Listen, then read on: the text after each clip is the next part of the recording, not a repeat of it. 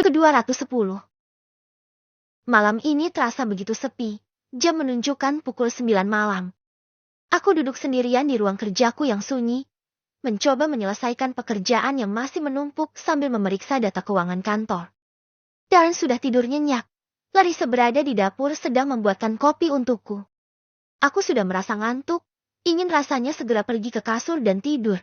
Tapi aku harus tetap tinggal untuk menuntaskan pekerjaanku agar tak bertambah banyak. Pintu ruang kerjaku terbuka pelan. Larissa masuk dengan senyuman hangat di wajahnya. Tangannya membawa secangkir kopi hitam kesukaanku. Dia meletakkannya di atas meja kerjaku, tepat di depanku. Silahkan dinikmati kopinya, sayang. Ucapnya lembut sambil menatapku penuh perhatian. Makasih, sayang. Ucapku. Mau aku pijitin? Tawarnya. Maulah, masa enggak? Tangan-tangan lembut kamu itu yang selalu aku rindukan buat pijit aku. Biar badanku bisa rileks. Larissa kemudian mulai memijat pundakku yang tegang akibat bekerja di depan laptop kurang lebih 2 jam sejak tadi. Pijatannya terasa begitu lembut dan menenangkan. Rasa lelahku perlahan mulai sirna, digantikan oleh rasa nyaman yang membawa ketenangan. Sayang, makasih banyak ya. Kamu selalu mengerti aku. Ucapku lagi. Aku menoleh ke arah Larissa, tersenyum kepadanya sebagai tanda terima kasih. Matanya yang lembab menatapku penuh kasih sayang, membuatku merasa sangat beruntung memiliki istri sepertinya. Sama-sama, ini udah seharusnya aku lakukan buat suamiku tercinta. Jawabnya. Cinta banget sama kamu, sayang. Misiku kepadanya. Larissa tersenyum kembali, lalu mengusap kepalaku dengan lembut. Kemudian mengecup keningku lembut. Semangat kerjanya ya. Aku mau temani dan tidur. Aku mengangguk. Larissa keluar dari ruanganku untuk menemani Darren, sedangkan aku kembali sibuk dengan pekerjaanku sambil sesekali menyeruput kopi yang masih panas. 30 menit kemudian, mataku mulai berat dan tidak bisa fokus pada dokumen di depanku. Aku menenggak sisa kopi di cangkir, berharap itu cukup untuk menjaga mataku tetap terjaga. Namun, rasa kantuk semakin menggelayuti mataku, membuatku ingin segera menyelesaikan pekerjaan ini dan keluar dari ruanganku. Yes, alhamdulillah beres. Ucapku, senang. Begitu selesai, aku segera merapikan meja kerjaku, memasukkan laptop ke dalam laci. Aku beranjak dari kursi kerja dan melangkah keluar dari ruangan. Aku terkejut melihat Larissa yang tampak sibuk melipat baju Darren di kamar kami. Melihat semangatnya, rasa kantukku seketika hilang. Aku tersenyum tipis, kemudian mendekati Larissa untuk membantunya melipat baju anak kami. Aku kira udah tidur, ujarku sambil duduk di sampingnya. Aku belum ngantuk, makanya aku lipatin bajunya dan biar gak ngantuk. Aku bantuin ya. Jangan, mending kamu tidur Gih. Ini udah malam loh. Besok kamu masuk kantor, takutnya kesiangan bangun. Gak apa-apa, sayang. Biar aku membantu. Toh Darren itu anak bersama. Secap apapun aku tetap harus membantu kamu dalam mengurus dia, termasuk dalam hal-hal kecil seperti ini.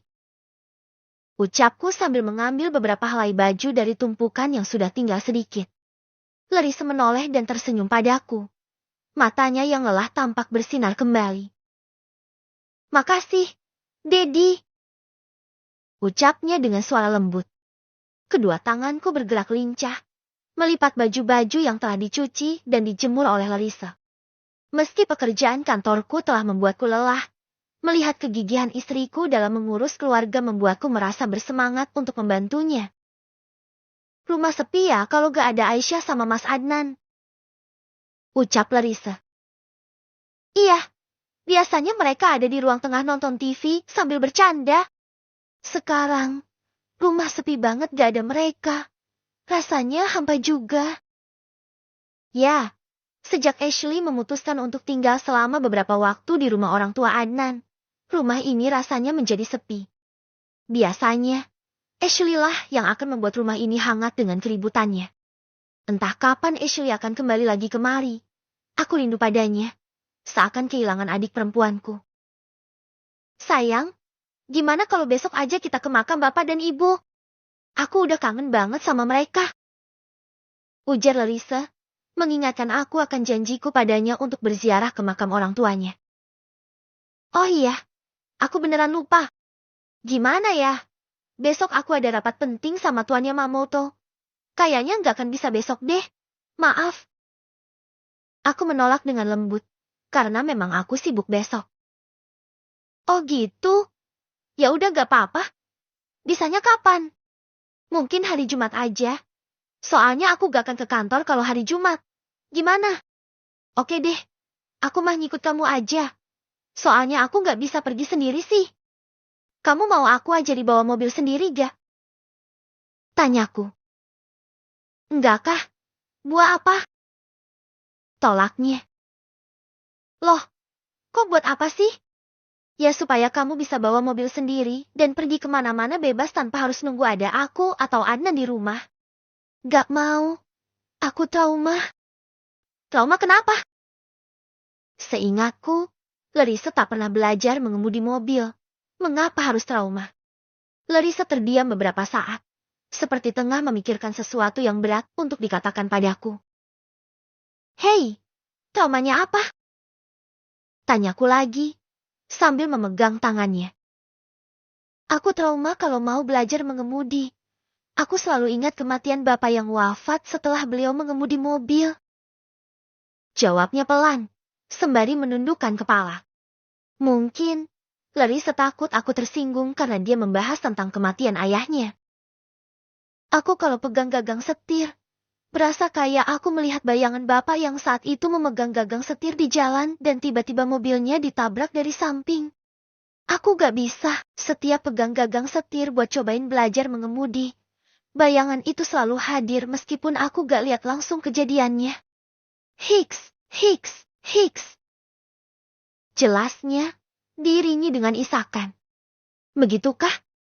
Pantas saja, selama ini Larissa tak mau dan menolak setiap aku akan mengajarinya mengemudikan mobil Mini. Ternyata, hal itu bisa membuatnya mengingat kejadian yang menimpaku orang tuanya. Namun aku tak paham sama sekali. Larissa menitikan air matanya. Aku merangkulnya dan mendekapnya erat. Maaf, ucapku. Enggak, jangan minta maaf terus. Aku gak mau ingat kalau kejadian itu karena kamu. Bagiku kejadian itu disebabkan orang lain, bukan kamu. Karena aku bisa membenci kamu seperti dulu lagi kalau ingat tentang saat itu. Aku ingin kita bisa tetap seperti ini.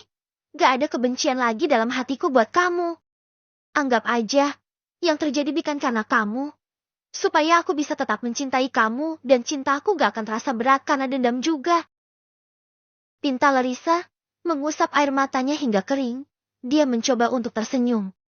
Larissa, segitu kerasnya kamu mencoba membuatku seolah tak bersalah. Hanya demi rasa cinta yang telah tumbuh dalam hatinya untukku, dia harus berjuang untuk menganggapku sebagai Jason yang baik. Aku memeluknya kembali dan menciumnya. Larissa meraih tanganku dan meletakkannya di permukaan perutnya yang masih rata. Dia kemudian mendongak dan tersenyum padaku. Demi calon anak kita yang ketiga, jangan sampai hubungan kita rusak cuma karena masa lalu ya. Ucapnya.